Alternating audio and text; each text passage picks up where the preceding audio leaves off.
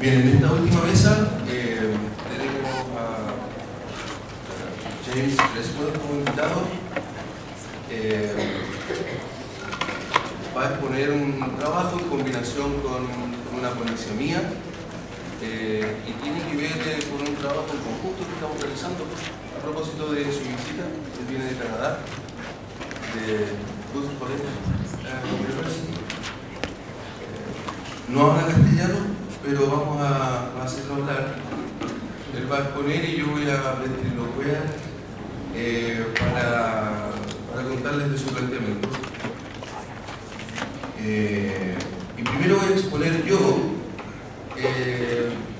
a propósito de experiencia religiosa, un tema que estamos explorando ambos desde la teoría de James, ¿no? Y yo voy a exponer algunos aspectos más bien metateóricos que pueden servir como una introducción a el estudio de las variedades de la experiencia religiosa, que es el texto o la investigación de William James. Mientras que Jim, para no confundirlo con James, va a hacer un planteamiento más bien de interpretación interna de lo que se propone William James, ¿no es cierto?, en esa investigación en términos de una teoría de la experiencia en general. Yo voy a poner obviamente en castellano, ¿cierto? Y después de la discusión, la verdad es que quien quiera hacer preguntas en inglés directamente a James, bienvenido, si no, la traducimos, ¿no?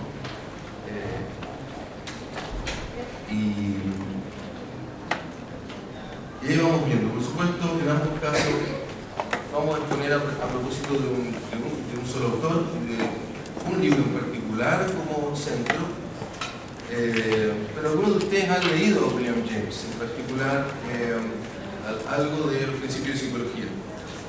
Y también vamos entonces a tomar eso para conectarlo con el tema de la experiencia religiosa en particular.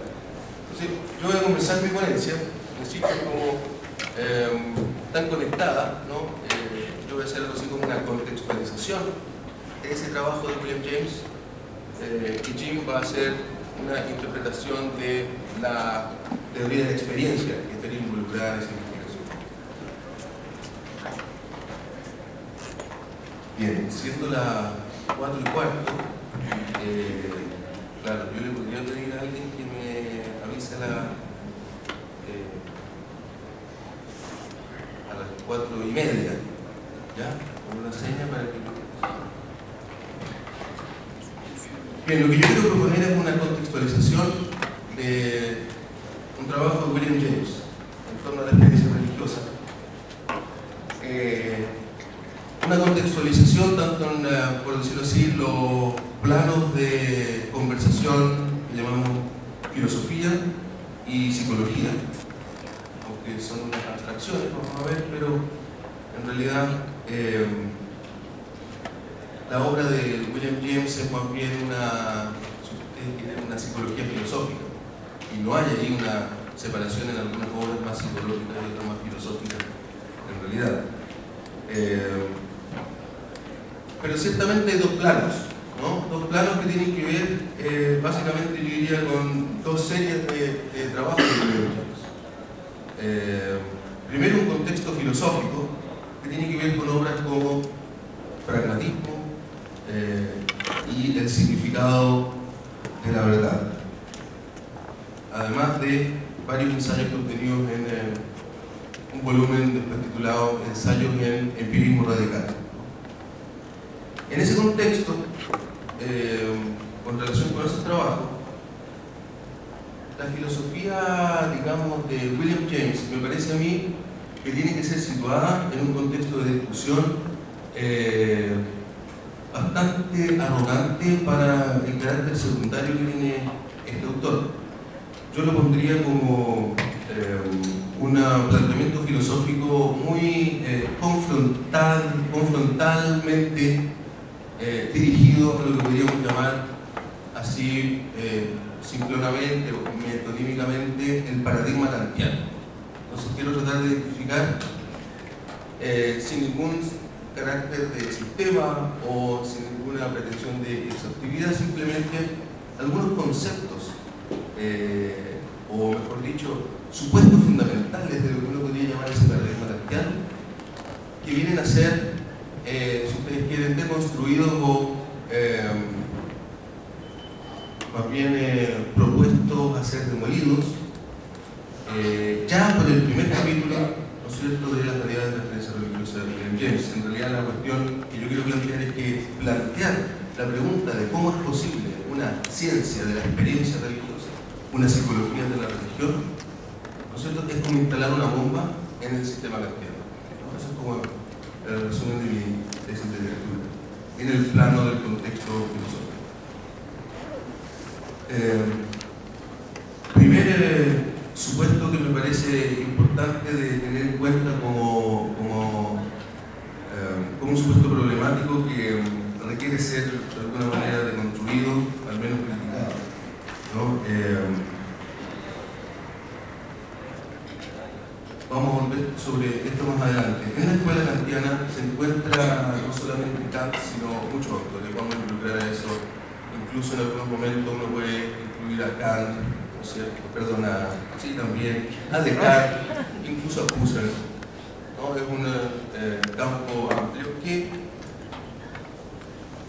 por ejemplo, en época de William James, lo que se llama el neokantismo, hacía que para efectos de comprender la ciencia sea fundamental una distinción entre otras varias que inventó Kant, ¿no es cierto?, como fenómeno fenómeno, como lo empírico y lo trascendental, ¿no es cierto?, y así también entre lo que sería hecho y valor, o también lo que podríamos llamar lo factual y lo normativo.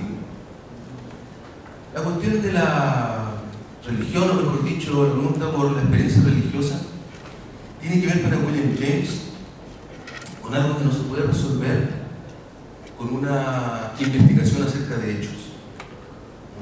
Porque de lo que se trata de la experiencia religiosa no es tanto, ¿no es cierto?, la de un conocimiento de hechos, sino para James la de una coloración de toda la experiencia de hechos a partir de algo que no es sensible, de unseen, ¿no?, lo oculto. Entonces se trataría de algo así como de una experiencia no sensorial, la experiencia de lo unseen, que de alguna manera organiza la experiencia también sensorial. Vamos a volver sobre este punto, insisto, pero la diferencia entre hecho y valor, fíjense ustedes cómo funciona para nosotros. Una ciencia, por ejemplo, de la religión, en la medida en que se atenga a los hechos, no está juzgando sobre la significación, la importancia que tenga para los hombres, ¿no es cierto?, ni el valor espiritual que tenga una religión. Por ejemplo, que la mayoría de los espíritus más religiosos tengan en alguna medida, ¿no es cierto?, una patología psíquica, como lo describe William James. No obsta que de todas maneras su experiencia, ¿no es cierto?, por mucho que derive, que provenga, ¿no?, de un desequilibrio del sentimiento o de una experiencia propiamente psicopática, como dice William James, ¿no es cierto?, no obsta que la religión como valor, como significación, como por decirlo así, como un efecto normativo sobre los hechos, esto no puede ser valorado. Ahora bien, de lo que se trata justamente es de conocer, cuando hablamos de una ciencia de la religión, es de conocer no hechos, por lo tanto, sino significaciones, coloraciones. Podríamos plantear que esta es una pregunta más general que acerca de la psicología, o sea, que acerca de la religión. Toda pregunta por la significación, en el fondo, es una pregunta que no se refiere a hechos. ¿Cómo contestar con hechos acerca de la significación? Eso es lo que en el fondo se pone en aprietos cuando uno se plantea la pregunta por cómo es posible una ciencia de la experiencia religiosa. Ahora no podría decir cómo es posible simplemente una ciencia de la experiencia.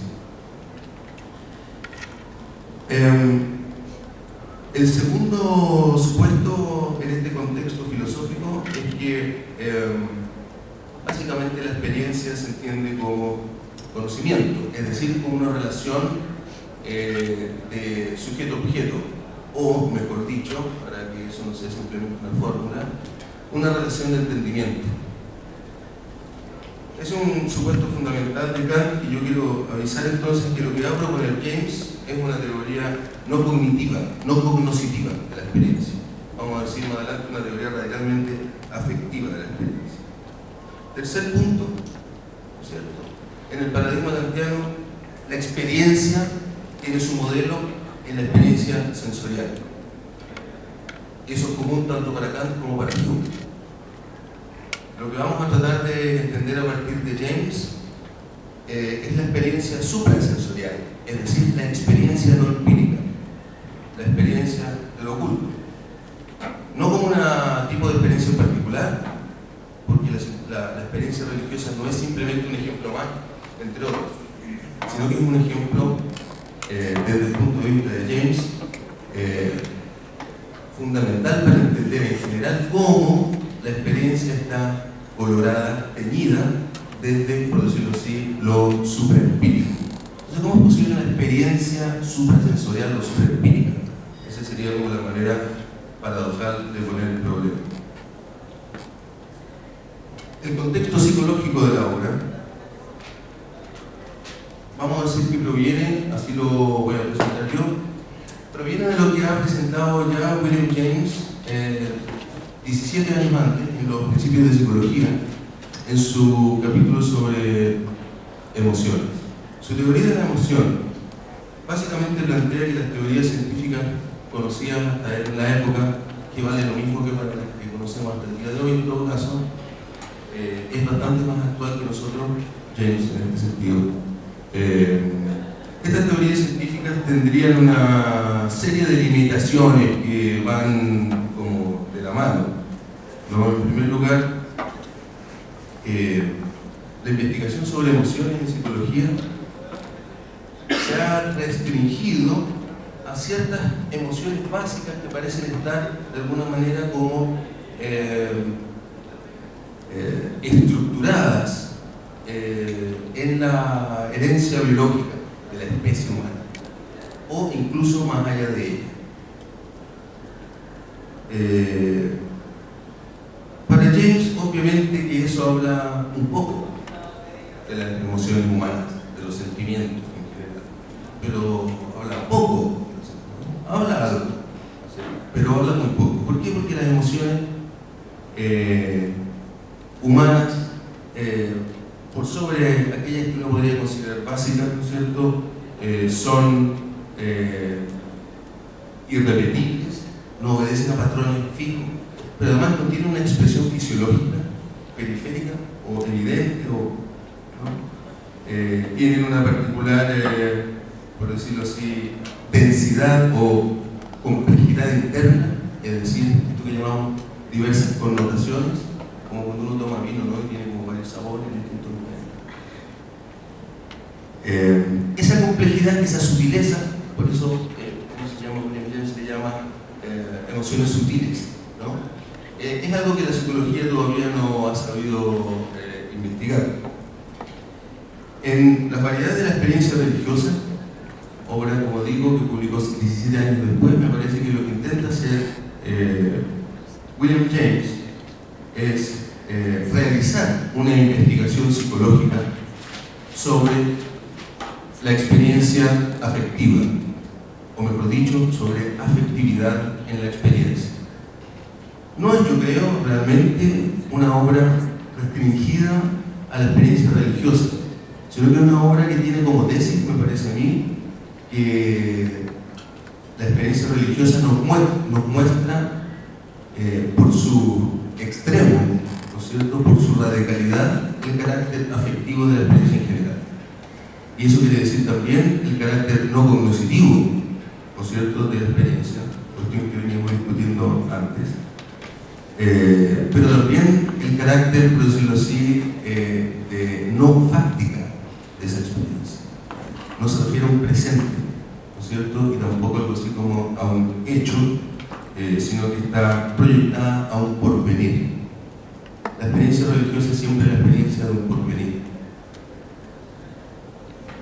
Esos son, a grandes rasgos, digamos, como yo podría describir los dos planos de contextualización del trabajo de James.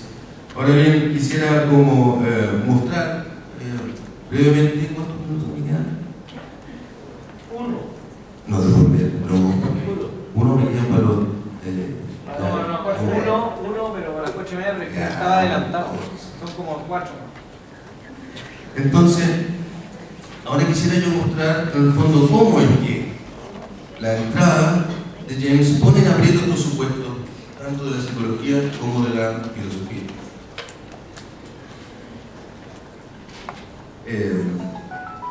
Haciendo algo así como una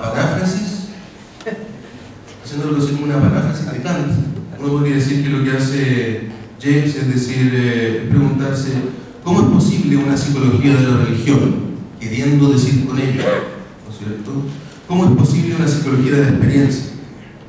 Es decir, una ciencia empírica de la experiencia.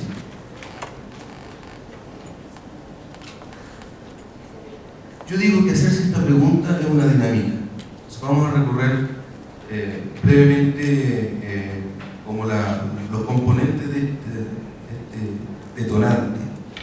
En primer lugar, la experiencia religiosa la entiende James no como un universal de la experiencia humana. Él, por ejemplo, dice no haber recibido el don de la fe. No es un universal y, sin embargo, es un elemento que acompaña la experiencia humana por doquier. Por lo tanto, no se nos puede pasar por alto la dimensión religiosa de la experiencia, ¿no? Tenemos que preguntarnos qué hace ahí siempre esa dimensión.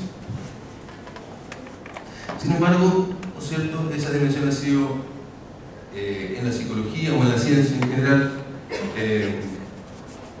escasamente abordada o nunca como una investigación acerca de la experiencia en general. Siempre como un caso algo así como de una esfera específica de la experiencia. Un elemento específico que me parece encontrar a James de la experiencia religiosa, pero que luego muestra que en realidad no tiene nada específico, sino que se desparrama en toda otra forma de experiencia, es algo así como la experiencia de una discordia, de una división, de una fragmentación del sujeto o de la experiencia misma. La experiencia religiosa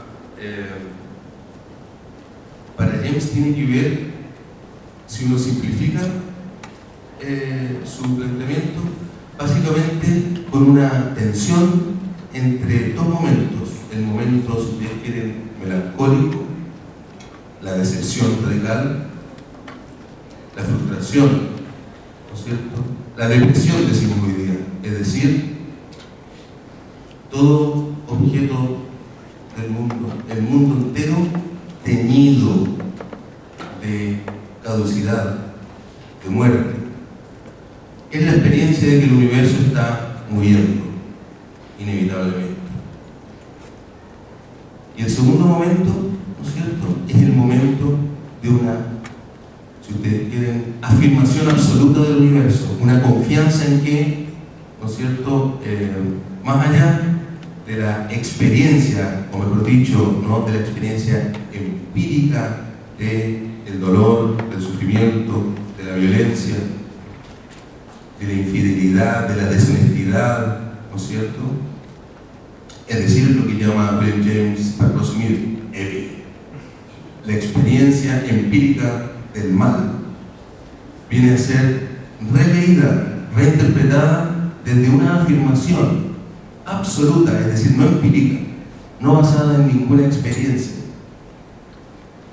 ¿no es cierto?, del universo, de la vida, como un modo de teñir, por decirlo así, desde lo supra-empírico, desde lo oculto, teñir retroactivamente toda la experiencia particular, es decir, empírica, ¿no? Ese es como el movimiento básico o la estructura básica de la experiencia religiosa, que implica no solamente, por lo tanto, multiplicidad y tensión y conflicto, sino también una particularidad que tiene que ver con esto que yo llamaba hace un rato la densidad de la experiencia, ¿no? Su complejidad interna, su carácter, por decirlo así, diviso, irresuelto, problemático.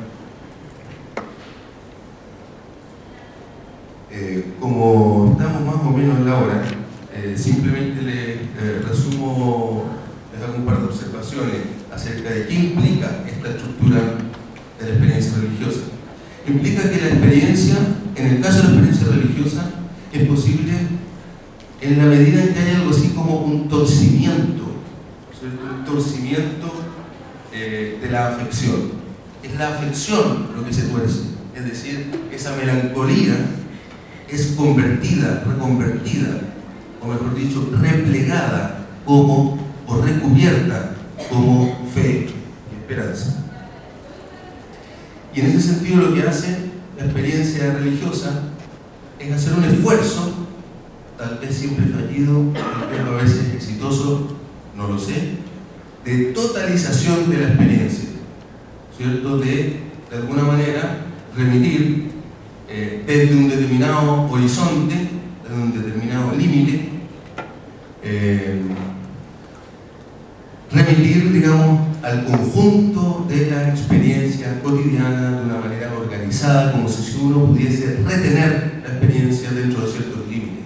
Es un esfuerzo, digamos, que así le parece a William James, imita de algún modo el esfuerzo del paradigma kantiano, ¿no es cierto?, por establecer algo así como un fundamento que asegure, que garantice un cierto orden de la experiencia, ¿no? Entonces, en cierto modo, la experiencia religiosa viene a ser propuesto por James como una alternativa a por decirlo, la experiencia crítica kantiana, como una alternativa empírica a el otro proyecto filosófico trascendental.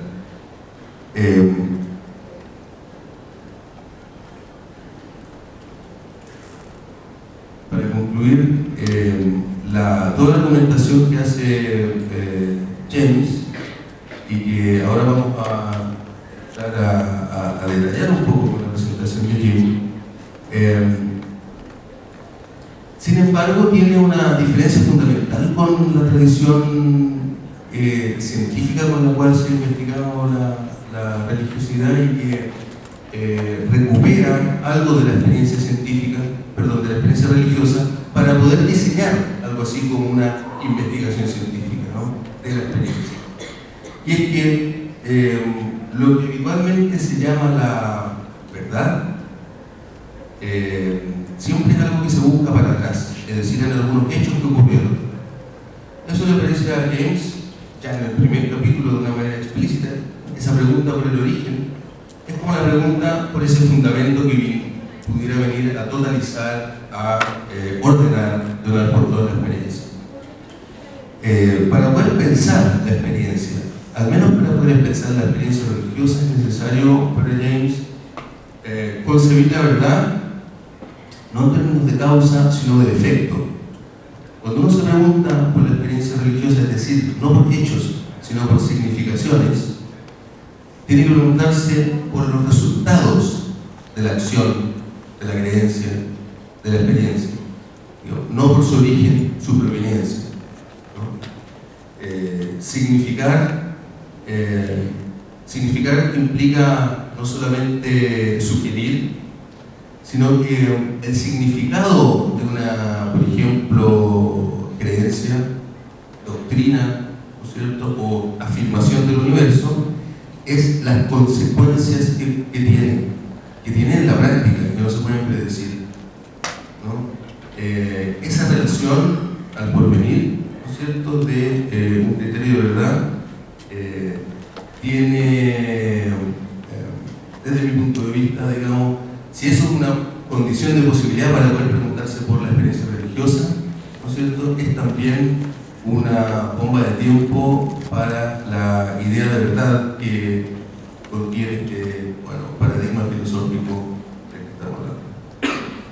Hasta aquí llego con mi presentación y ahora yo les dejo con Jim, ¿cierto? Para no confundir las cosas. Y yo voy a ir traduciendo cada cierto rato, si es que me dicen que no le siguen, porque tal vez es suficientemente claro. Ustedes me dicen.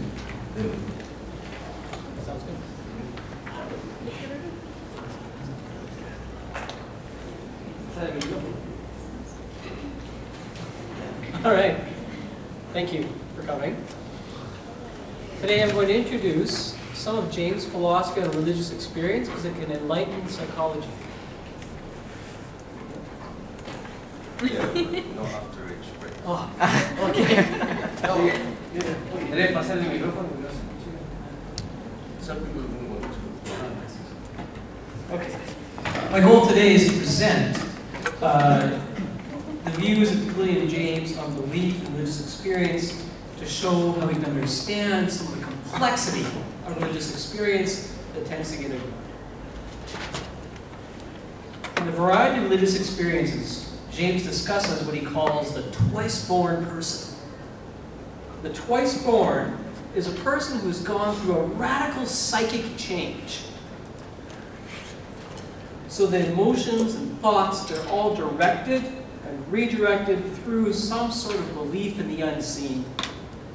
The twice-born person turns to the unseen to move past the evil in the world that he sees out there and in himself. I will not. I've got a longer text here. This is a. Perdón, ¿por qué estoy hablando en inglés?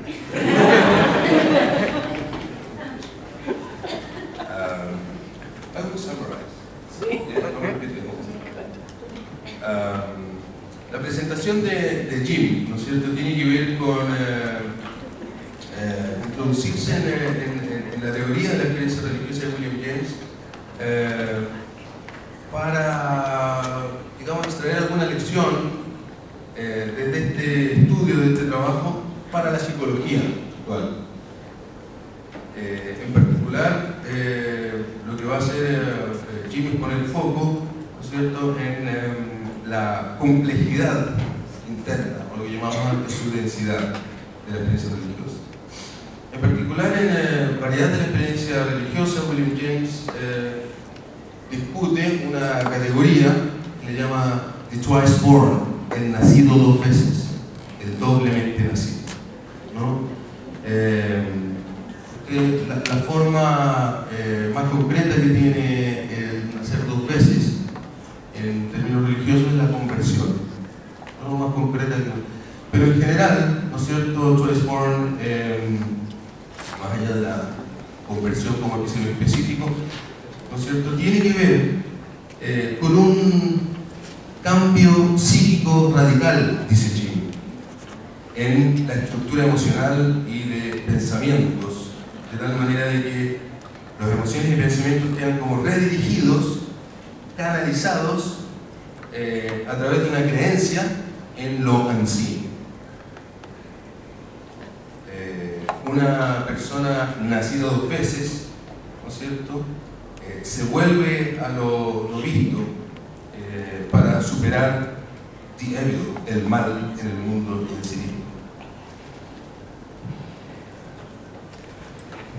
James points out that the twice born is a discordant personality. He's pointing out how a powerful religious experience, such as becoming twice born, does not mean that a person lives in a state of unity.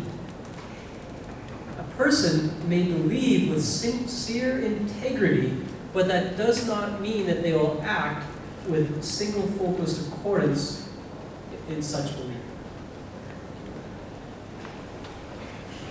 Una persona que nace dos veces, ¿no es cierto? Ustedes se imaginan lo monstruoso de lo que estamos hablando, ¿eh? William James, perdón, un paréntesis, William James comenta justamente el carácter monstruoso de la experiencia religiosa a propósito de esta estructura del twice born. O sea, nacer dos veces es una cuestión terrorífica. Bueno, se va a perder.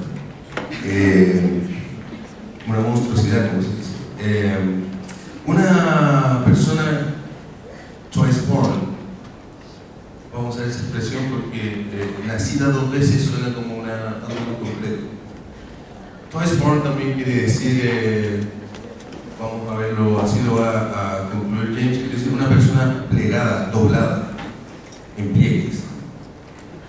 Es una persona que se caracteriza por una particular discordancia de la personalidad, por citar a William James.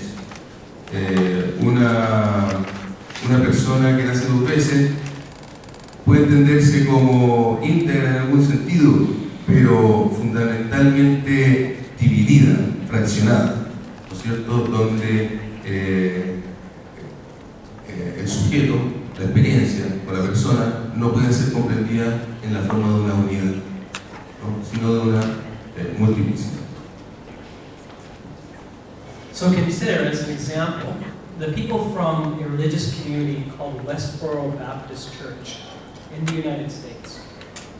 On the one hand, they talk about loving one's neighbor. On the other hand, they attend funerals of soldiers with signs that say the soldier was killed as God's judgment for allowing homosexuals in the military. They'll hold up signs and shout things like, God hates fags, at the bereaved. Está poniendo como ejemplo de esta discordia propia del nacer dos veces. El caso de la iglesia bautista de Westboro, en los Estados Unidos, ¿no? Donde, por ejemplo, dice, por un lado, se habla del amor al prójimo, y por otro, dice, se va a funerales de soldados con pancartas que dicen que los soldados han sido asesinados por el juicio de Dios porque se han permitido homosexuales en el ejército, por ejemplo.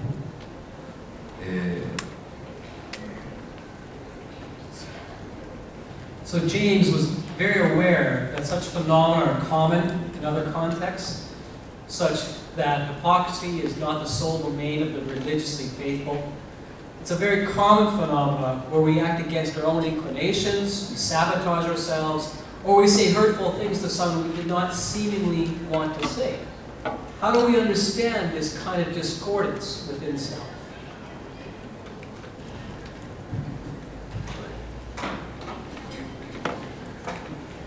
Para William James, el ejemplo citado describiría de manera precisa, ¿no es cierto?, aguda, algo que en realidad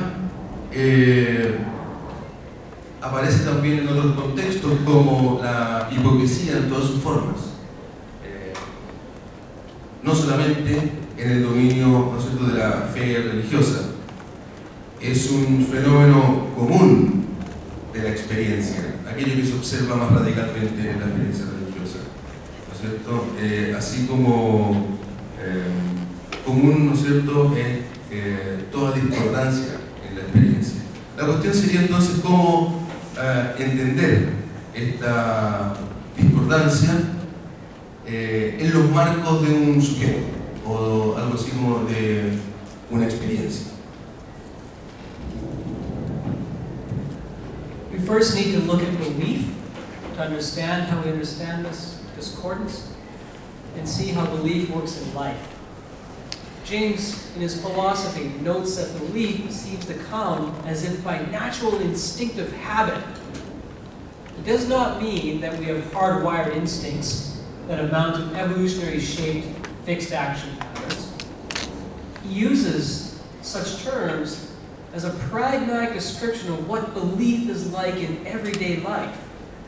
From the perspective of people in the community, the actions of the Westboro Baptist believers, they feel as if they're natural instincts.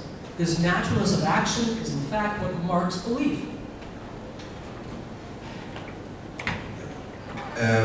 La primera pregunta tiene que, para abordar esta cuestión de la discordia en la experiencia, ¿no es cierto?, sería entender en el marco de la teoría de James cuál es el papel que cumple la creencia en lo que llamamos, ¿no es cierto?, los trabajos de experiencia en la vida, ¿no? Para James, la creencia tiene la forma de un hábito instintivo que se siente naturalmente. No es una justificación, no hay una razón, ¿no? Hay una naturalidad. Con eso no quiere decir James que la religión esté inscrita en la estructura instintual, ¿no es cierto?, evolutivamente generada de la especie humana. Lo que quiere decir es que la creencia se vive como natural, es decir, se vive como espontánea, y eso quiere decir instintiva. Belief is not an entity on James' view because it is the activity of knowing about something. To have a belief is to have a mental quality that amounts to naturally knowing about something. One cannot consider belief per se because there's no belief without a sense of what it's about. That is, belief is always about something, and the implication is that it is always in relation to something. We must talk, for example, about enacting or living a belief in God's perspective on homosexuality and not just belief in general.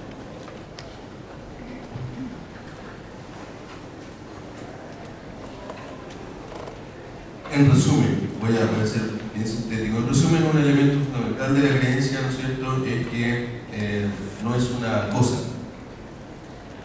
sino que tiene que ver con una actividad en particular que tiene que ver con conocer algo, saber de algo.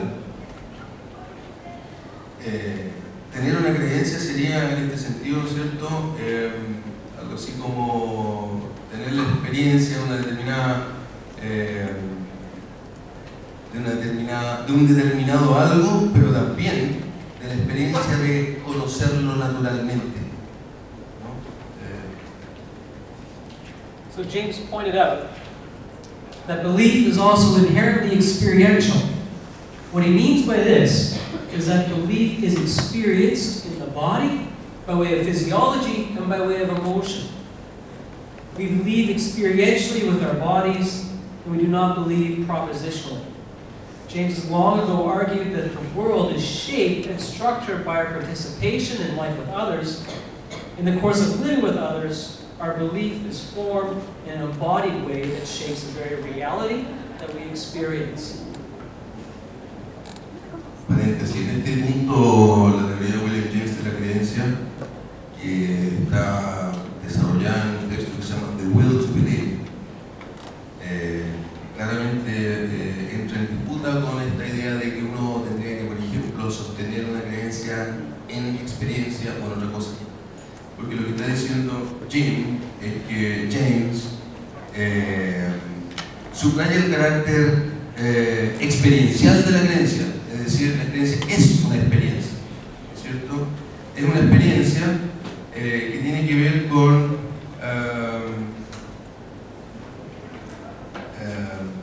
una relación con algo, una relación del cuerpo, digamos, o una experiencia que es corporal, fisiológica, emocional.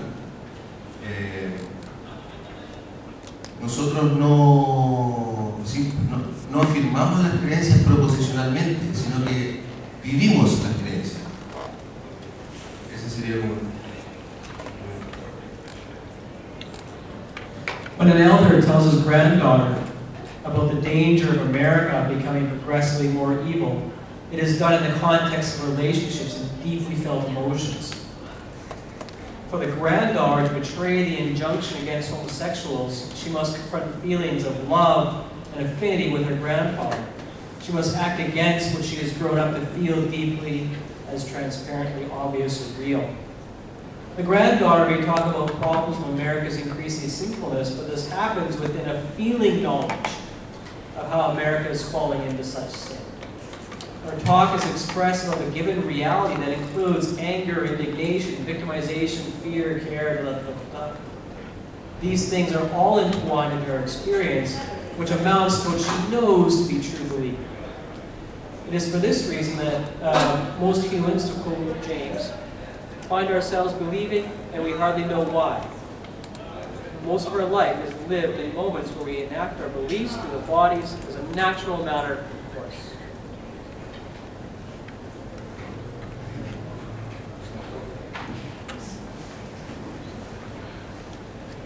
Voy a decirlo al revés de cómo lo puso. Voy a partir por la conclusión a la que llega, ¿no? Según James, nosotros no sabemos por qué creemos algo, ¿cierto? Sino que creer es justamente no saber por qué. Y ese no saber por qué dice directamente en relación con la complejidad de la experiencia, o mejor dicho, el carácter discordante de la experiencia en una misma, en un mismo pulso de pensamiento, como decía Antonio hace un rato. Pueden aparecer diversos registros afectivos al mismo tiempo, combinándose, ¿no? En distintas direcciones. Es esa multidireccionalidad lo que no comprendemos de nuestro propio credo. So at this point, I've described a very simplistic expression of belief as it's naturally lived. Belief should be lived without the need for reflection or contemplation. Its formation of a singular reality, lived with others, should proceed on unproblematic grounds. We would expect the granddaughter to live out the beliefs in which she's enculturated. The fact of the twice-born discordant personality shows how this is actually rarely the case. We rarely believe in a singular sense. How do we move from experiences described above to understand this discordance or tension in belief?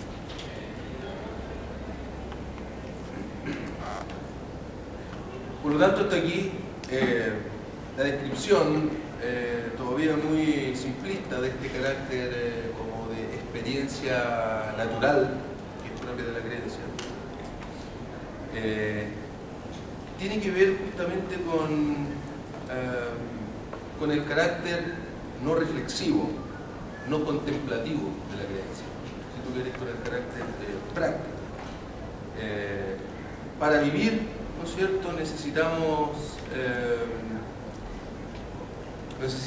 movernos no problemáticamente, ¿no? Y el concepto que recupera James para dar cuenta de la creencia como algo que tiene este valor práctico, de lo aproblemático, es el de hábito.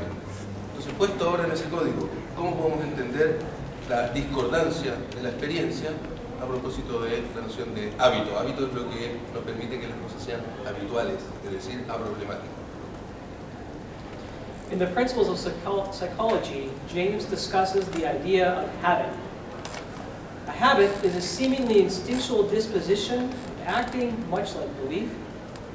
For example, belief in God's injunction against homosexuals is a habitual religious experience. He discusses how there are layers of habit, where we can have contradictory habits, where we are naturally inclined to enact different beliefs at the same time. We can have different habitual forms of experience that are discordant. In the case of our habitual forms of action, it is not the case that our habitual forms of action are unified in a particular direction, because we can have multiple forms of experience that run counter to each other. Voy a resumir, esto es lo que les podemos acercar el texto más completo, pero en el planteamiento que hace William James sobre el concepto de hábito en los principios de psicología, se plantea básicamente que los hábitos no son uno, sino que múltiples. Y no solamente múltiples, sino que son inunificables, porque no son, van en distintas direcciones. Entonces están siempre, por decirlo así, rompiendo cualquier forma de unificación de la experiencia, ¿no? Para James, los hábitos tienen ese carácter conflictivo. For example, the granddaughter can have an habitual activity that expresses her belief in anger towards homosexualities. This comes from her grandfather. She may go to a school where she hears talk about loving one's neighbor as oneself. So there are two potential habitual beliefs that have been learned. And they each meet at the nexus of the body moving in life. That is, her dispositional instincts are discordant in his experiential sense at one point in time. Para seguir con el ejemplo que dio hace un rato, una persona, por ejemplo, puede aprender en su familia, en su iglesia, que la homosexualidad es un mal. Y también puede aprender en su familia o en su iglesia, en un mismo lugar, ¿no es cierto?, que se debe amar al prójimo. Como son creencias y hábitos, y no proposiciones, no es que sean incoherentes lógicamente, ¿no?, sino que coexisten en un espacio de tensión. So James leads us to see how experiences can be folded on each other. A stream of experience is where one experience flows to another. One flows from one's love for one's neighbor to hatred of homosexuals in successive moments in time. In contrast, life is like a stream that folds back on itself, where multiple habitual experiences are engaged at once. At one moment, there may be a natural instinct to enact hatred, and this is folded on top of a contradictory instinct to love others. As such, we have this experiential conflict that demarcates this folded experience.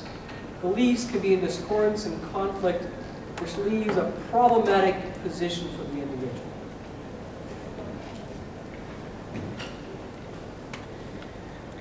Esta multiplicidad de hábitos que sostienen también entonces creencias contradictorias están en, como decíamos, en un espacio de tensión común que es el espacio del cuerpo moviéndose en la vida, ¿no? En ese contexto, William James hablaba de stream of thought, o lo que podríamos llamar el chorro del pensamiento.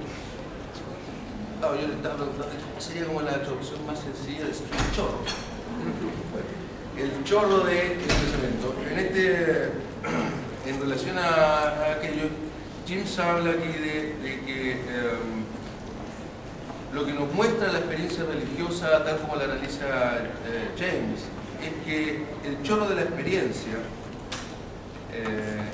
involucra pliegues, ¿no es cierto? Es por un lado un flujo, pero es un flujo múltiple, en la cual distintas, por decirlo así, corrientes dentro de este río son incluso contradictorias, ¿no?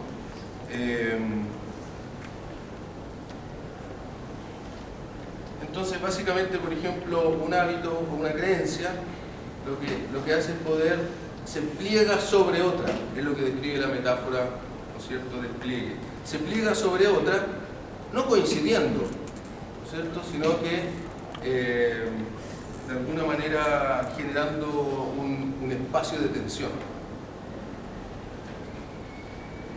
So I've outlined belief as a natural instinctive habit that compels action and it shapes our reality. However, there's discordance. It entails confusion and multiplicity that emerges in different simultaneous beliefs being lived at once. I think this leads to insights of things like hypocrisy or self-deception. When we see such phenomena, we are seeing the folding of instinctual habits upon one another in a contested simultaneous nexus of action. Como conclusión, plantea Jim que este despliegue natural, ¿cierto?, del hábito instintivo, en que se basa en eso que llamamos una creencia, en el sentido de creencia religiosa,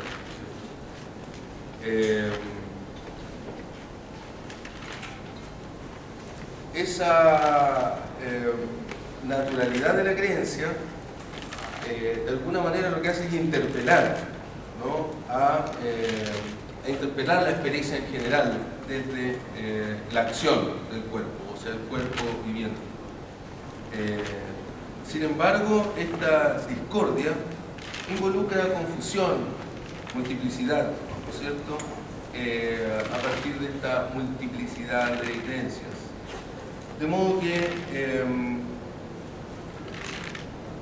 que la experiencia involucra, más acá y más allá de la experiencia religiosa, hipocresía,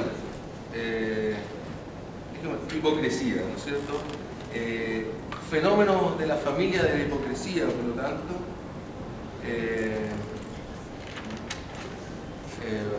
es lo que observamos como resultado de este pliegue de los hábitos instintivos unos sobre otros en la conexión con la acción.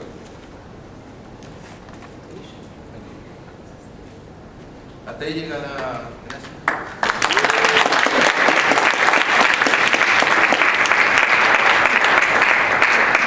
Es difícil seguir cuando están interrumpidos, ¿no? El discurso así por pedazos, pero hagamos lo que podamos.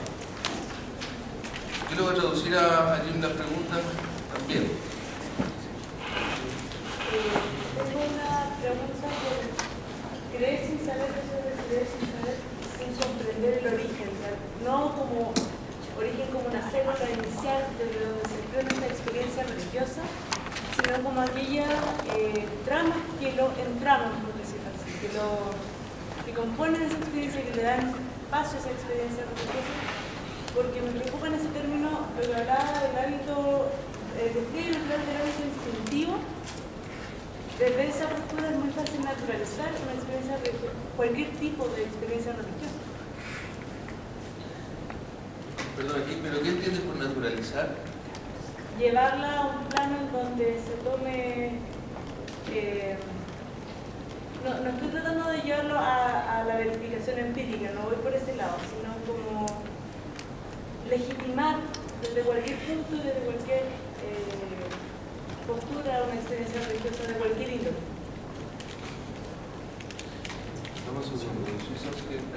¿La pregunta es para cualquiera o es para Chile? Es para él. ¿Sí? So it's whether this how can I explain this naturalness of religion, religious belief, could or could not be used for a sort of legitimization of beliefs. So she's asking because she's scared that because it's natural, then we just justify. ¿Lo puedo decir en inglés? O como para usar mis palabras, porque de repente igual se pierde un poco la idea. I'm asking about the belief without knowing, the belief without knowing and without understanding the origin, not as the particular self of it, but as the many ways that we can understand a religious experience. You know, how it comes all together to be understood. And I'm asking this because you said it was the natural habit, the instant habit about the religious experience. And I'm thinking about the many ways that you can naturalize things in a religious experience, you know. Yes, of course. So, when I use the word natural, I don't mean it in a way that should be equated with vertical or true. Well, who knows? But from the perspective of the person living the religious experience, it feels irreducibly true or obvious. And that's how we live life.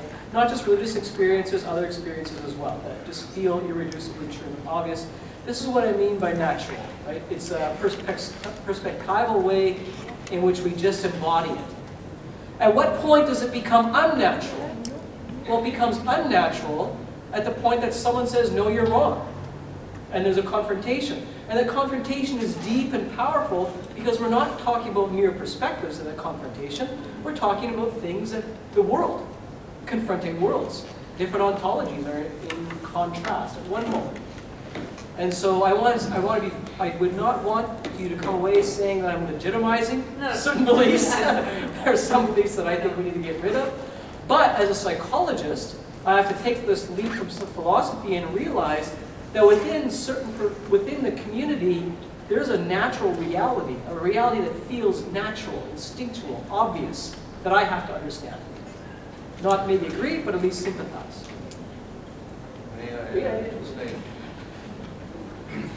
Jim dice que, claro, él no está usando el concepto de lo natural para decir que algo es verdadero, sino que es algo que se siente natural, ¿no?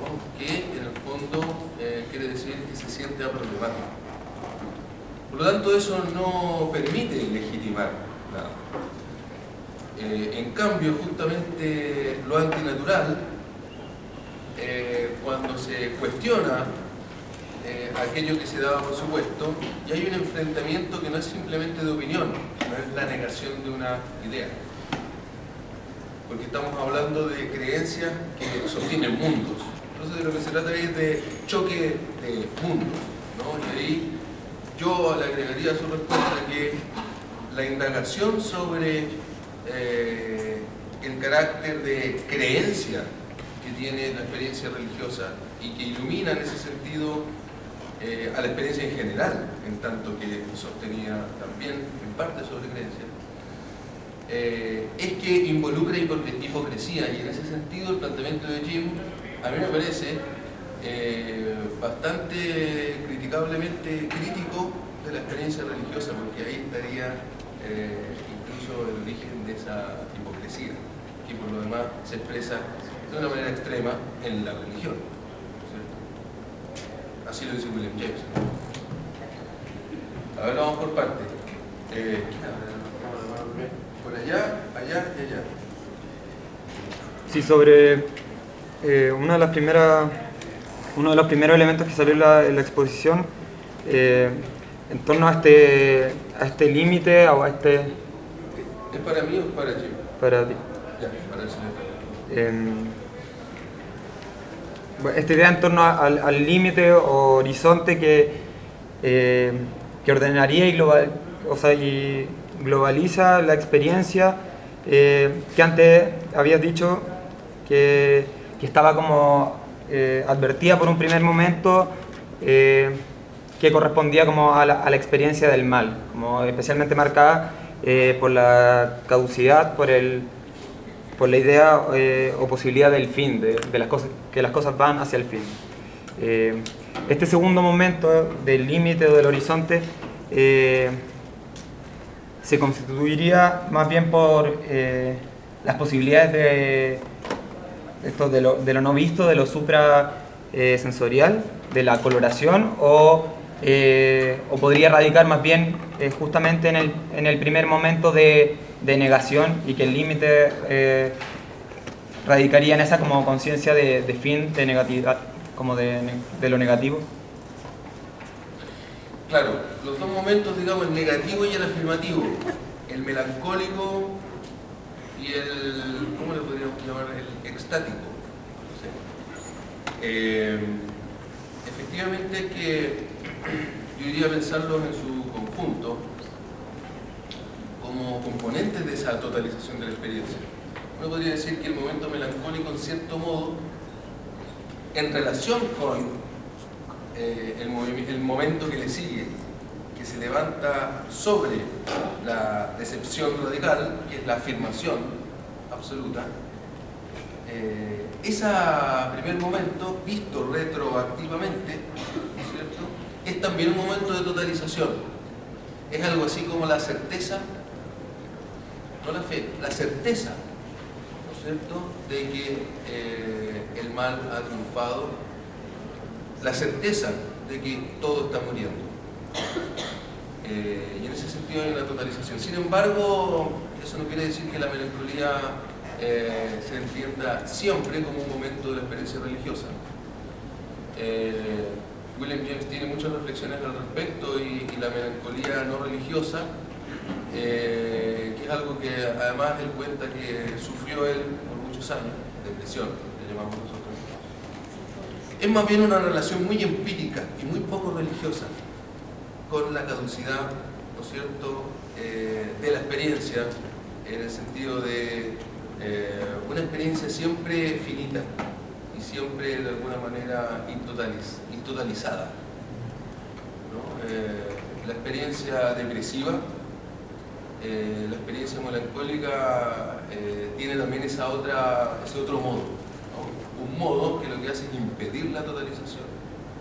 Justamente uno podría decir que es ese otro modo el que también resiste a la creencia. En James. Gracias. Mi pregunta es para los dos, si me viene la hoja de la con inglés. Ya. ¿Cómo que? O en inglés, no sé, pues, no, porque en realidad ¿Cómo que? todos tienen que entender. ¿En castellano con inglés o en inglés? En inglés. Pero ¿y el resto? ¿Quién es el resto? Ya en castellano. Voy a hacerla cortita, así que no hay que no sé. La pregunta tiene que ver con la relación que ustedes ven entre la epistemología de James y sus argumentos respecto a la creencia religiosa. ¿Hasta qué punto la interpretación de James de la creencia religiosa depende, o está determinada, uno podría decir, por la idea de que la creencia es aquello que es expeditivo, aquello que funciona, aquello que resulta? Tú lo mencionaste explícitamente, Andrés, Jim no, pero creo que está implícito en parte de lo que planteaba Jim. Lo pregunto por lo siguiente, creo que es determinante esta relación, es decir, sin la tecnología, la concepción de la experiencia religiosa de James es flow, la función, depende de esa concepción epistemológica. Si es que uno cuestiona esa concepción epistemológica, que me parece además tremendamente cuestionable, en parte por lo que sugirió Jim, se hace bien difícil distinguir qué creencia vale la pena tener y cuál no. Se vincula además la creencia con la voluntad, si es que algo no funciona, no creo. Además se vincula con el tema de la hipocresía. Somos capaces, ¿no es cierto?, de empezar a creer cosas simplemente porque no funcionan. Somos capaces de seguir creyendo cosas porque vamos a poder seguir amando a nuestros abuelos, no porque sean ciertas o no. Y lo peor de todo, yo creo que en realidad la respuesta nunca es explícita. Creo que Dios mata a los soldados porque son homosexuales, porque eso me permite seguir amando a mi abuelo, sino más bien lo decimos porque creo que eso es verdadero, que creo que eso es cierto. Nadie dice, esto me permite seguir amando a mi abuelo. Fíjense, entonces, me parece que si es que uno ataca esa concepción, que creo que sí, me parece muy atacable, todo el resto del edificio de la creencia religiosa de James se cae. Entonces quiero saber si es que están de acuerdo con eso. Pero te preguntas por la concepción de la experiencia religiosa como hábito. Como hábito y vinculada al will to believe, a la voluntad de creer, a la idea de que lo que significa si creo en algo o no es porque me funciona, es, insisto, porque me permite seguir amando a mi abuelo. No. The question is the relationship between James's epistemology and his conception of religious faith. And the question is whether the relationship is a necessary one. In other words, if you take away the epistemology, his conception of religious experience just collapses. By his epistemology, I'm focusing on the idea that he thinks that belief is that which works. Yeah. We should believe simply in that which works, which is related to the idea of naturalness and how we experience belief in a day-to-day way. And I wouldn't be the one to deny, perhaps, that this is the way we experience belief in a descriptive fashion. But that doesn't necessarily mean, as you yourself have said, that we should believe that which comes natural. Believing, if it comes natural to me to believe that homosexuals ought to be, the reason people get killed in the army is because homosexuals have been allowed into it, that's not a good reason to believe anything. Although it may be the case that it allows me to continue loving my grandfather, even though I wouldn't say that. I would say God kills the people in the army because it is true and because that's the way things are, because homosexuality is not James Dunn. So, but the point is that James's epistemology is, at least that part of it, is really profoundly questioned, in my view. It has a lot of problems, not the least of which, I think you suggested, is that it's really very hard to distinguish between what is worth believing and what isn't. Yeah. Because a lot of things work for us that we shouldn't really believe. And when we're shown that there was no other reason to believe them than the reason that they work for us, that's a good reason to stop believing in them. So there's really a lot of problems. So the point is, the fundamental question, if we take away the epistemology, is there anything left of James's views on religion, or are they simply psychological descriptions of what actually goes on, which is a different issue altogether? Yeah, my impression of James is that you just can't extract the epistemology. I mean, I think it's really the way he writes. He makes a claim in Pragmatism or something like that. He says, in Pragmatism he says, oh yeah, this is not what I mean by radical empiricism, but yet it's the same thing, right? So I think there's this tension in James already. But the epistemology, I think, is part of, well, let's be very explosive here and say the epistemology is part of the ontology. It's a problem with pragmatism, but I think it's a problem worthwhile engaging and dialoguing with and taking a little more seriously. I wouldn't dismiss it so quickly. Because when I look at the practice of science, for example, as a belief system, I see another type of religiosity that's very similar. That seems to fit what since Thomas Kuhn, we've been discussing. The scientific revolutions and radical shifts and changes. I think where to go with James is to understand this precise problem of how do we arrive at what matters? How do we arrive at something like, now I'm going to smuggle in another word, virtue. So what's good to believe? What's bad to believe? And I think that's an open question. And I think maybe James needs a bit of support with that from somebody else in terms of how we arrive at good or bad. When I look at I lived in the United States for 3 years, and what I saw there is an unfolding of pragmatism, and American pragmatism, in a way that was not healthy. It was kind of a laissez-faire, anything goes, I can't express and critique an opinion. And that was very bad.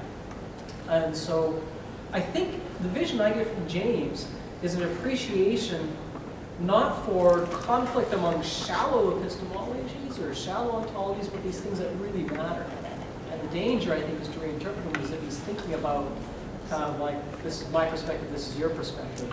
Rather, it's a much deeper kind of confrontation, it's very existential in quality. So I think your opinion is excellent. I mean, I agree. But I'm not quite willing to throw James out yet, because this idea of a pluralistic universe really seems to work in terms of not just of descriptive psychology, but giving me as a psychologist more understanding of the very people I research. And it's been a problem. We know that psychologists who study religion have been giving giving people 12-item questionnaires. Let's say, I go to church 5 times a week. It's a lot more complicated than that. We do need a better understanding of our approaches. So, that's it. Claro, resumo.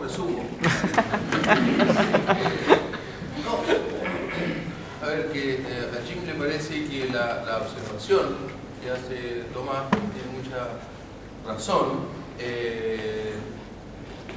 pero que por un lado implica dejar como de lado a William James en esto, pero en cambio que tal vez justamente le falta a lo que ha planteado William James algunos complementos que permitan entender justamente aquello que a James parecía interesarle más profundamente. No tanto el concepto de creencia o de hábito, como reconducir, ¿no es cierto?, la experiencia a lo que importa, a lo que está vinculado a la experiencia de vida. Entonces la cuestión acerca de qué creencia creer, por decirlo así, tiene que ver para James con eso. Ciertamente que no ha dado una explicación, ni tampoco es una cuestión que yo creo que a James le hubiera interesado como cerrar, como explicar cómo uno hace eso, ¿no? Porque eso sería intentar, y aquí dejo de resumir a James y sigo en mi respuesta a la... Claro, a mí me da la impresión de que el concepto de creencia, si es que uno lo mira desde el punto de vista del hábito, que es un foco específico que tomó Jim, ¿no es cierto? Parece estar subrayada justamente el carácter problemático, pero lo que hace James es convertir esa problematicidad en problematicidad de la experiencia religiosa, ¿no es cierto? En el sentido de una imposibilidad de resolver la, por decirlo así, la multidireccionalidad de los hábitos o de las creencias que están como hábitos, como encarnadas en un cuerpo viviente, ¿no?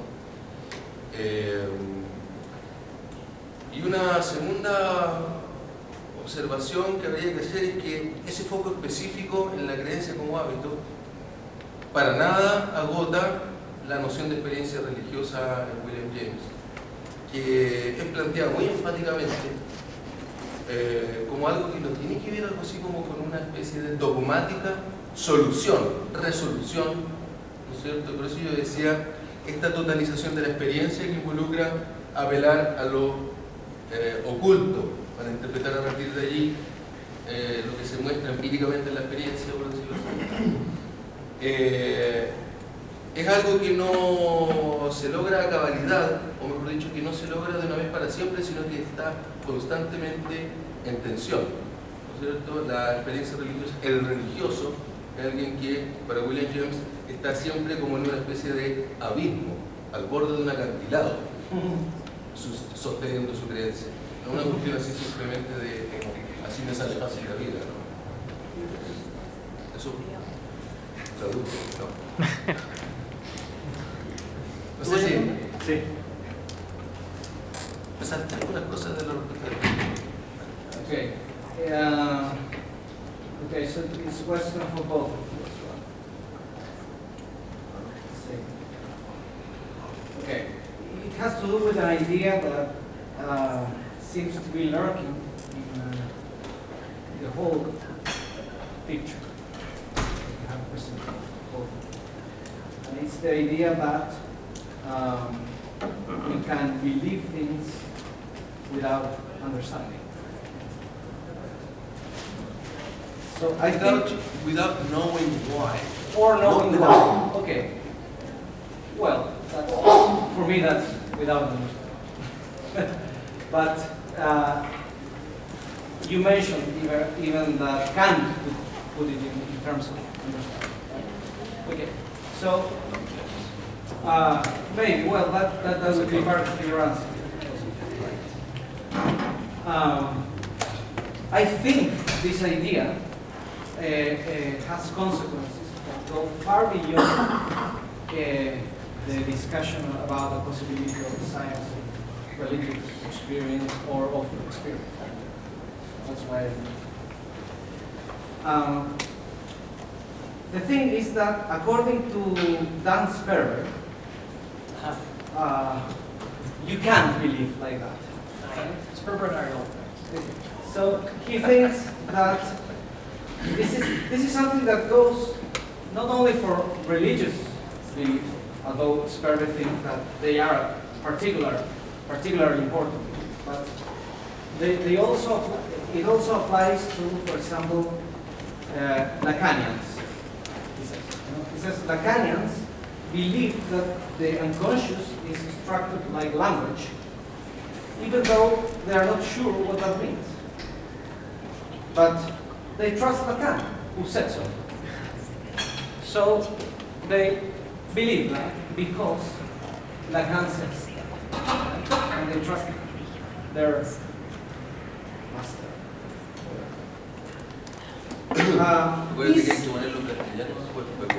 This sort of belief is quite different from the kind of belief philosophers ordinarily talk about. Now the point is that some theorists, maybe James, Francois Recanati, they think that they are beliefs. And they think that we can and must talk about of belief.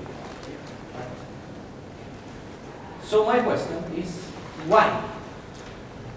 What is at stake here? What's the point? I assume that it's not a merely genealogical. I assume that there is something at stake.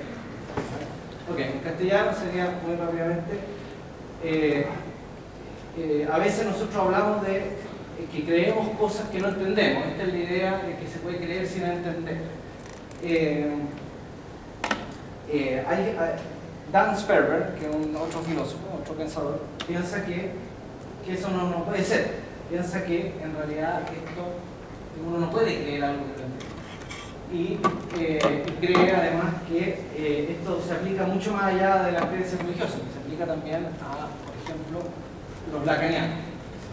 Los lacanianos dicen que creen que el inconsciente está estructurado como un lenguaje, aun cuando no está muy seguro de qué significa eso.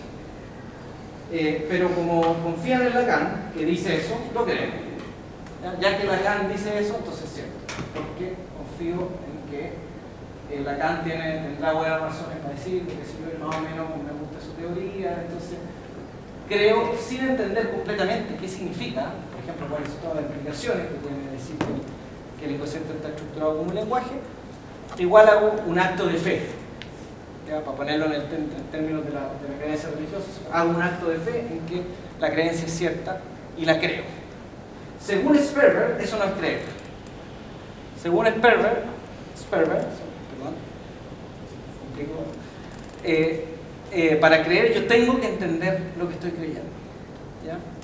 Entonces la pregunta que yo le hago a los dos, ojalá tuvieran distintas respuestas, es ¿qué es lo que está en juego en esta discusión? O sea, yo supongo que lo que está en juego no es una cosa meramente terminológica, sino que por alguna razón Recanati, a lo mejor James, según estoy entendiendo, no sé, por alguna razón ellos quieren validar la posibilidad de hablar de creencia, incluso en los casos en los cuales yo no entiendo lo que creo. Mi pregunta es, ¿por qué creen ustedes que ellos quieren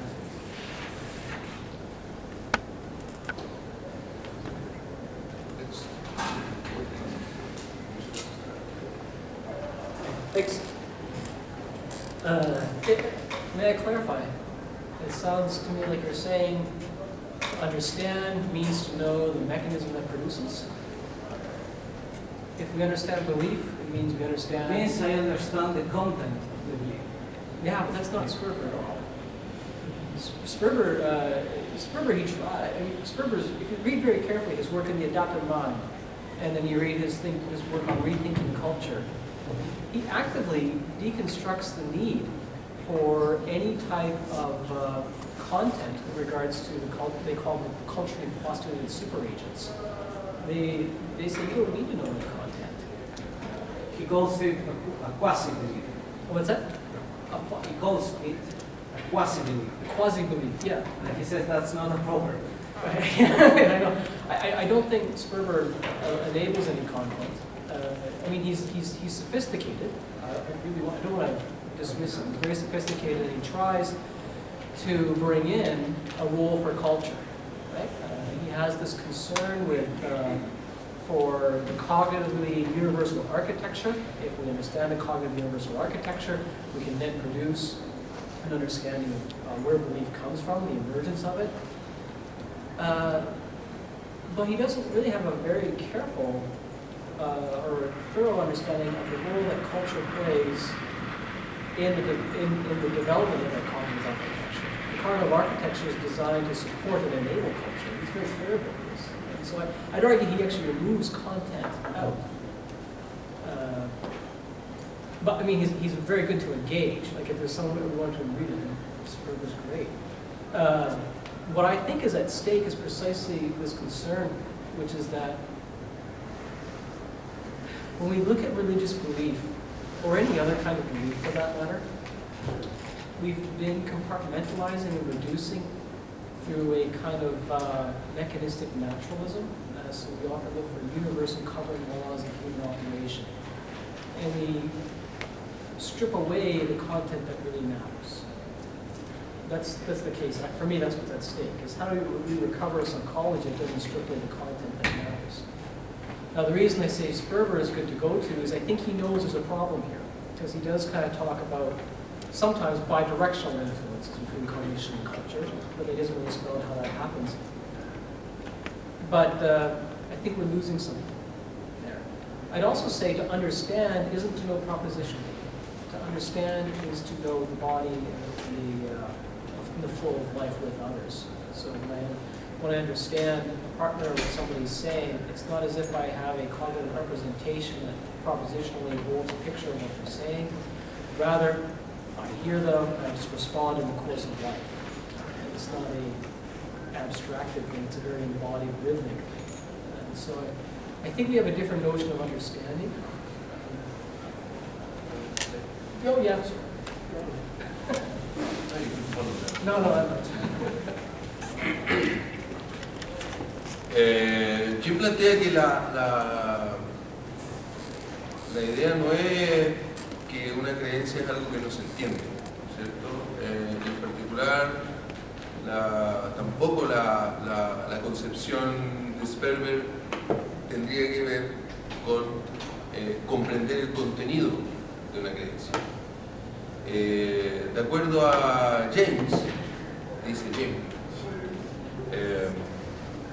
entender o comprender es lo que tiene que ver con conocer afectiva y corporalmente, no proposicionalmente. James hace la distinción entre to know that something y to be de conocimiento by acquaintance. El conocimiento es en general by acquaintance, ¿cierto? Se pueden hacer algunas elaboraciones sobre ello para generar algo así como una proposición. En ese sentido me parece que queda resumida la respuesta de Jim. Yo quisiera retomar por el mismo lado. Lo que está en juego, me parece a mí en lo que nosotros hemos traído, digamos, a escena desde William James, o desde el problema de la creencia,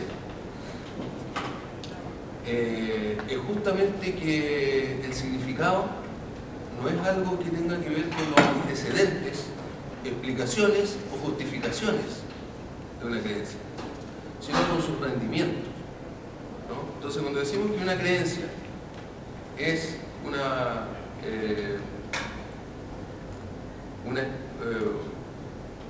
experiencia, ¿no es cierto?, de verdad sin justificación y sin necesidad de justificación, lo que estamos diciendo es que su relación no es para con un contexto de justificación y por lo tanto no es para con un pasado, ¿no?, sino que el contexto pragmatista, o sea, el concepto pragmatista de significado, ¿no es cierto? Yo estoy refiriéndome a este texto de The Meaning of Truth de William James.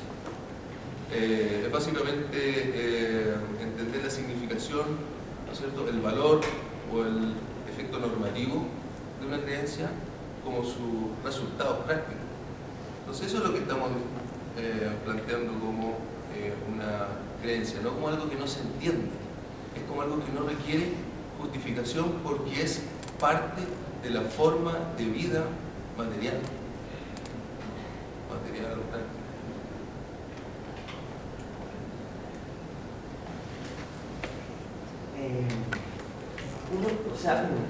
A ver si puedo separar esta. ¿Qué distancia habría que tomar respecto de la fenomenología apropiada por la escuela gringa de Luhmann? ¿Qué distancia habría que tomar respecto de lo que allí se llama reificación, se llama materialización? Y por supuesto, porque parte de justamente la vida cotidiana como una analogía de la experiencia religiosa. Entonces, una pregunta. Para los dos. Pero déjame traducir esto, no se me olvide. Ya. How to, if there is any distance to take from this social phenomenology, for instance, in Berkeley Luhmann, in terms of Tiene meridiano. Yeah, daily life experience, right? So if there is any distant states regarding this reification or naturalization. Ya, otra. Hay, sobre la cuestión del abismo, que decías tú, en el sentido de que no es que me deje tranquilo, porque este lado de la pregunta va por el otro lado, al contrario de la reificación, ¿no? Claro. Que por el otro lado. Sí, por el lado de lo monstruoso. Claro, de lo ominoso, de la de Freud y tal. La cuestión ahí me parece como, o sea, la pregunta es acerca de poniendo atención en algunos de los adjetivos, ¿no? Tú hablabas todo el rato de teñir, o del color, de la coloratura. Y justamente creo que hay una cuestión del abismo que tiene más que ver con la ceguera, con un punto ciego, digamos, de lo que podría significar la experiencia religiosa para toda experiencia, Claro. para toda experiencia, ¿no? Que es justo donde no vemos, como metáfora de la idea kantiana de experiencia, como metáfora de sensorial, fuera del sensorio, por decirlo así. La pregunta por el lado de Berger y Luhmann es, por decirlo así, el cuerpo se dejó llevar. La inmanencia de la realización. Por este otro lado, en cambio, hay algo que está encarnado. Y a propósito de lo que están hablando recién, por ejemplo, uno no se pregunta si entiende o no cómo mueve las manos. Todos movemos las manos cuando hablamos, ¿no? Hay que ser psicólogo. No entendemos, no lo entendemos, las movemos sin entender. Y sin embargo, constituyen un apoyo fundamental. Y una experiencia, uno podría decir, no vemos. Una experiencia que no vemos. O para volver a lo ominoso, cuando escuchamos nuestra voz grabada, uno dice, esa no es mi voz, eso no puedo ser yo. Sobre todo hablando en inglés. Claro. Entonces, hay una cuestión por acá que estaba como con la cuestión de la ceguera y por acá, ¿no? O sea, que son dos maneras de pensar lo no visto, Sí. como lo obvio. Ya es. Ese es muy bueno.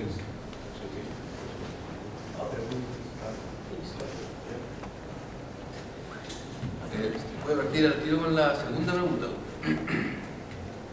Claro, en James hay dos aspectos de la experiencia religiosa que aquí no han sido como expuestos, digamos, en su justa medida.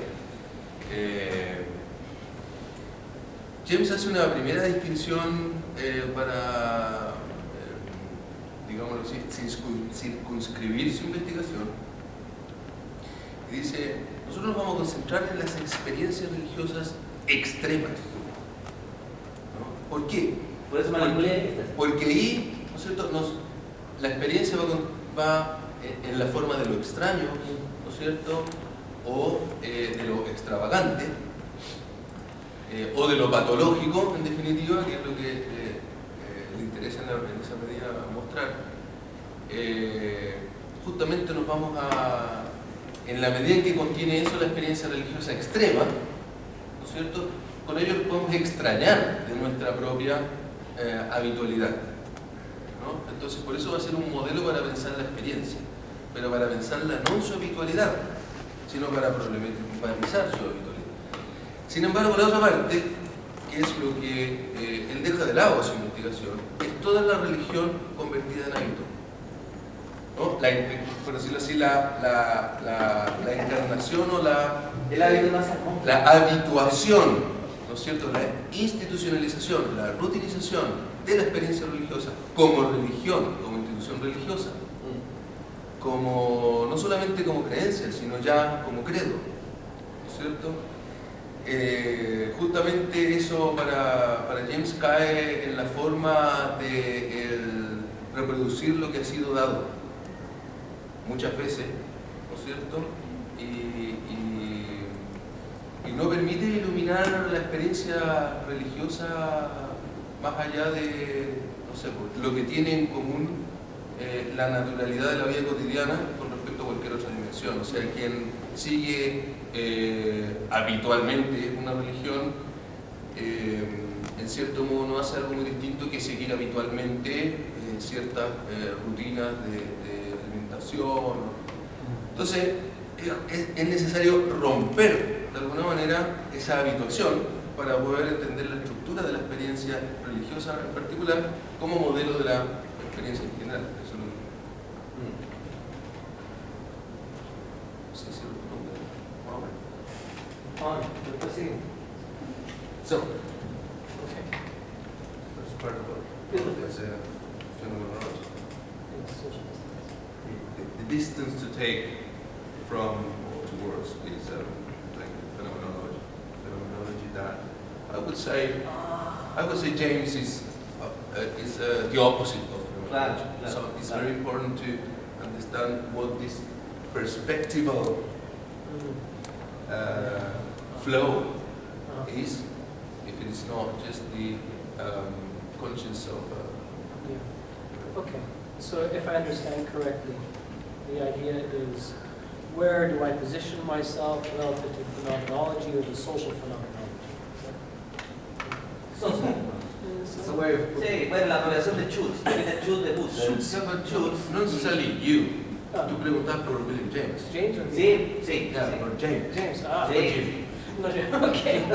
James, Oh, no James. Not James. Yeah. No, James. You mentioned Berger and Luckman. I read that too long ago to remember. So I'll ignore this. I'm sorry. Hay alguien más joven que nosotros. But I think James is directly contrary to phenomenology. I think he is actively against anything that smells like the transcendental ego, and he wants to get away from this individualism, and he wants to get away from this isolation, the isolated monad mind. He's so critical of Descartes that it's hard to see how he'd be sympathetic towards Husserl. I don't know how James would relate to Heidegger. That'd be a very different type of discussion. But I think the social phenomenology, I think James is quite distant, except in regards to his descriptive terms.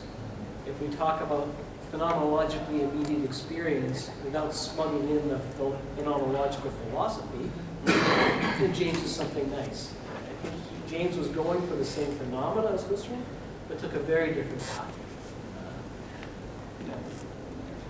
Okay. Berger and Luckman, I don't know. No, estoy bien. No problema. Claro, como resumen, Jim plantea, claro, que William James es contrario a la tradición de la fenomenología en la medida en que la teoría de James toma distancia sistemáticamente de todo lo que abuela como a una especie de cogito, a una especie de sujeto autocontenido, a una especie de conciencia. Entre paréntesis, parte de lo que puso, algunos elementos de lo que puso James están basados también en un texto en el que James básicamente lo que hace es decir que la conciencia no existe, que es un contenido posible de la experiencia.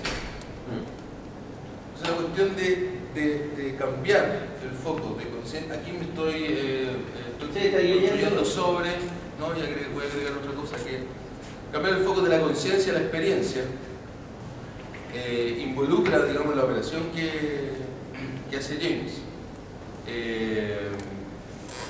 Traer no solamente una cuestión como de la índole de lo no consciente, ¿no? Sino también de la índole de la materialidad. Por eso es encarnado. Claro, de lo de la materialidad como experiencia, ¿no? Él no le llama materialismo a su teoría porque él entiende que se le llama materialismo a la reducción a cosas físicas, fisicalismo. Pero en cierto modo sí es un materialismo, ¿no? Usado a lo Bergson. A lo Bergson.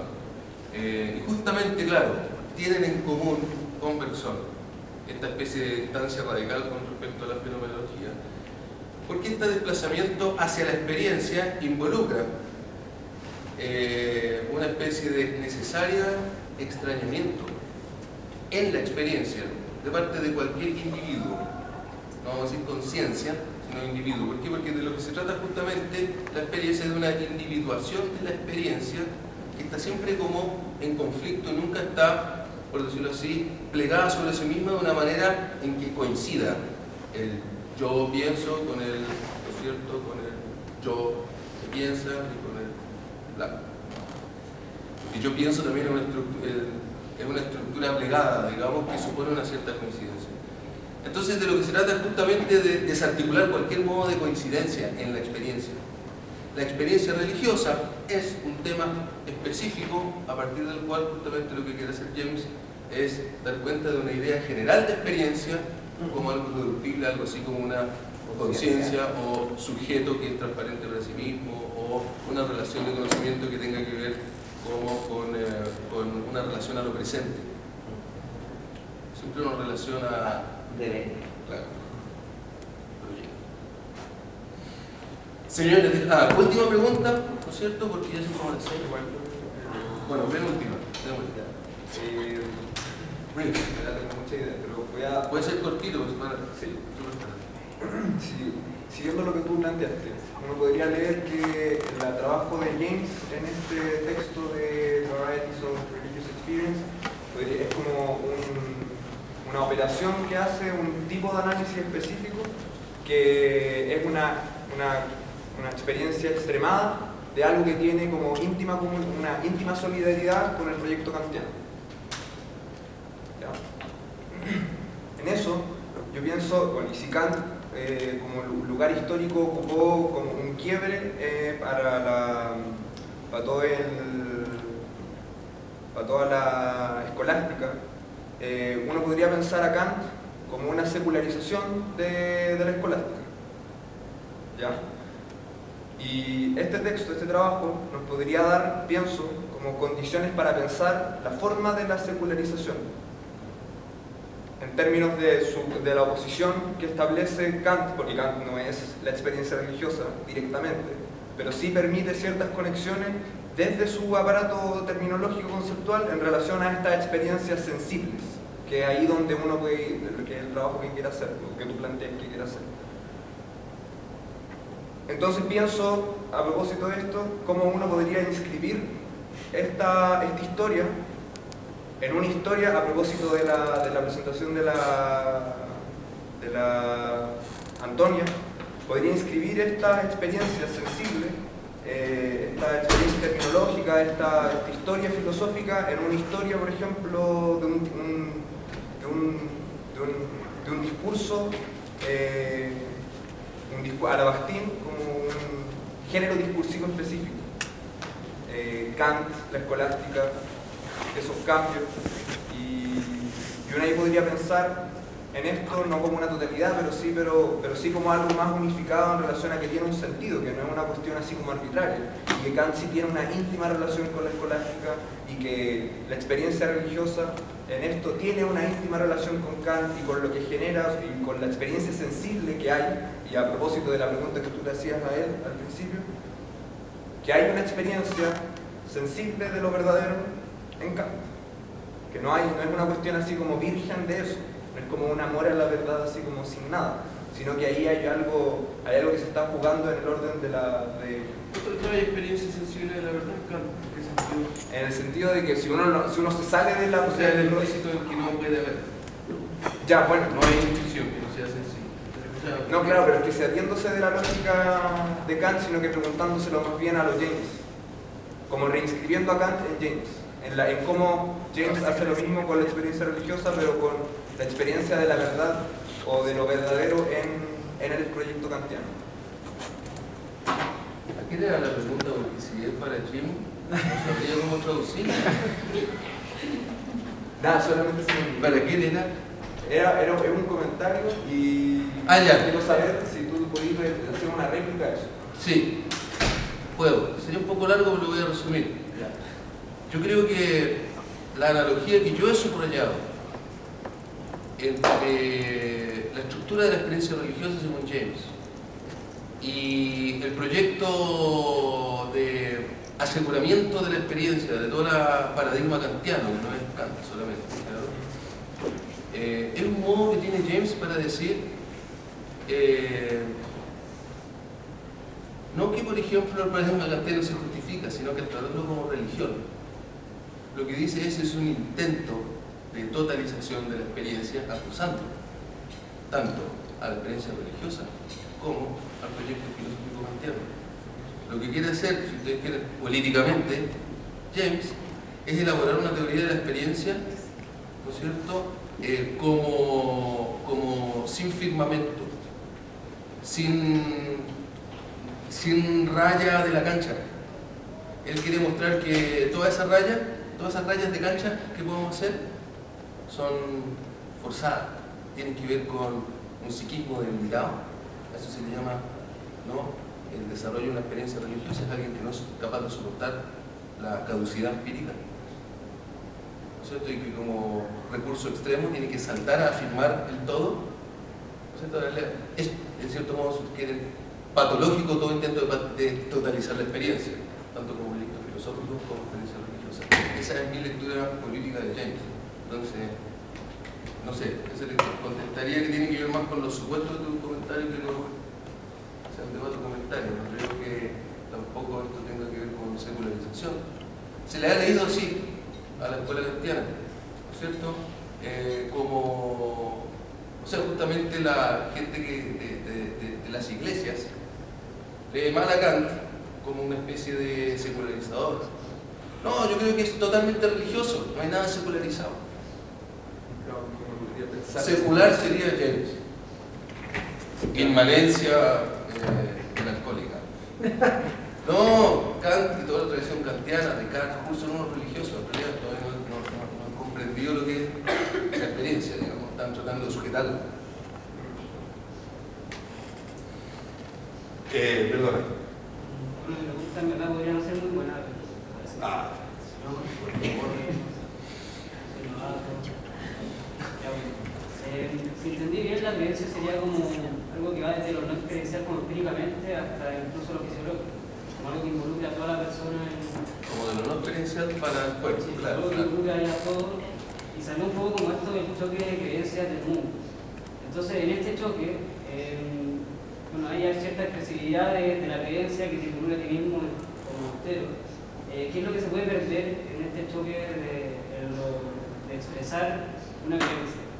¿Se puede llegar a algún consenso o puede haber cierto diálogo real entre algo que es tan profundo como arraigado a la persona? No, muy buena pregunta. Lo voy a traducir a James porque yo creo que está principalmente dirigida a lo que él puede contestar. Igual le voy a agregar a lo que me está. Es asking, es decir, religious belief. So involves an operation from the supra-empirical to the physiological.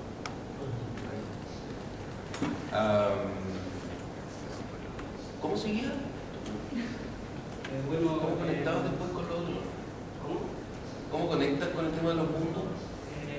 Que esto que era una creencia que está muy tan arraigada a la persona. Yeah. So if it is so deeply embodied, this clash of worlds that involve, for instance, the contradiction between religious traditions. What does involve? I mean, this clash of worlds to believers. Is there any possible transformation of beliefs, or agreement, or tolerance, or violence? I mean, that's the range. See? So specifically, he's asking what you can lose when you're confronting different beliefs. Yeah, of course. So when we engage a different faith or a different belief, first thing, it feels wrong. It feels wrong. It feels aversive. Sometimes we end up, of course, in conflict, not very violent conflict. Sometimes we live through it, and we can lose belief and reformulate belief. can be reshaped as we learn the worlds. So as maybe one person, fundamentals, very simple belief, as they grow, they can come to embody more and more belief systems. So I may be very one simple system, then lots of, I go to Santiago, I go to different places, I talk to different people, and now I embody more than one system.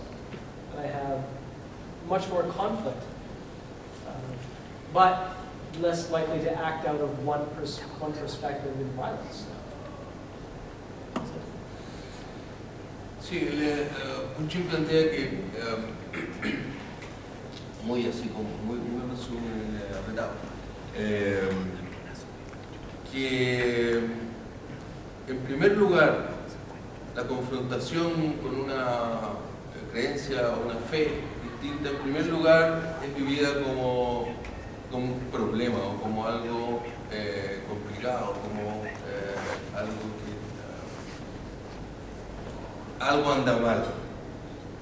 Something wrong. Something is wrong. Algo está mal aquí. Pero en segundo lugar, agrega Jim que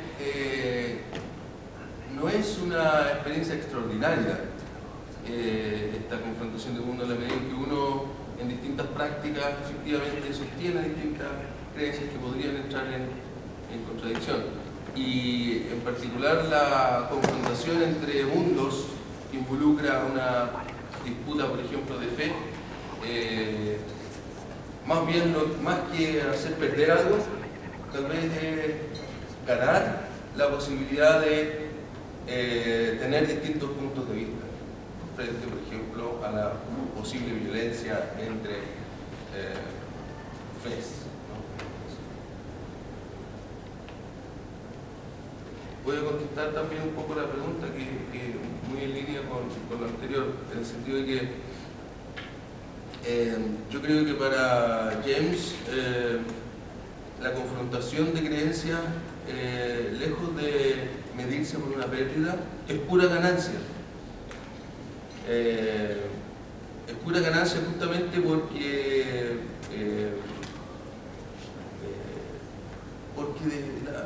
la experiencia, la vida, hay que entenderla siempre como un camino relativo a un porvenir impredecible, ¿no? El pensamiento es un chorro, decíamos, o un río, decía, el pensamiento o el cuerpo viviente, y en James es más o menos lo mismo. En esa misma medida, ¿no es cierto? Y porque se trata de un chorro múltiple, internamente conflictivo, ¿cierto? Creo que la confrontación de creencias es algo que hay que asumir como una práctica cotidiana, que tiene pura ganancia, y es la ganancia de transformarse, y en eso consiste seguir vivo. Yo cerraría ahí la mesa. Oye, yo quiero agradecerles mucho la presencia hasta esta hora a los que quieran vivos, así que le voy a dar un aplauso a ustedes.